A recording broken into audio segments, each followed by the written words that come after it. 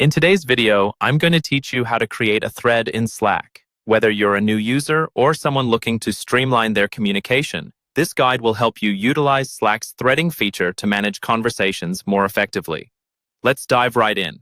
First, open your Slack workspace. If you're already familiar with navigating Slack, you know that the left sidebar displays all your channels and direct messages. Select the channel or direct message where you want to start a thread by simply clicking on it. This will open the conversation thread on the right side of your screen. Next, find a message in the conversation that you'd like to reply to in a thread.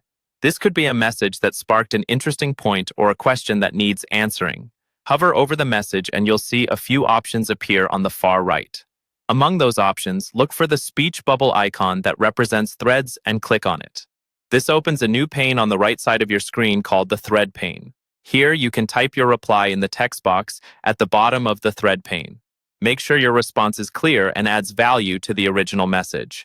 Threads are a fantastic way to keep conversations organized without cluttering the main chat. Remember, the best practice is to keep threads relevant and to the point, ensuring seamless and productive communication. Now, once you've composed your response, simply hit the send button.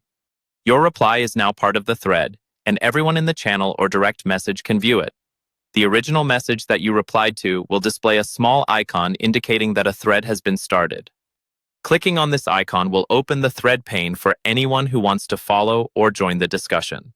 Using threads keeps the main conversation clean and allows side discussions to thrive without potentially derailing the overall focus.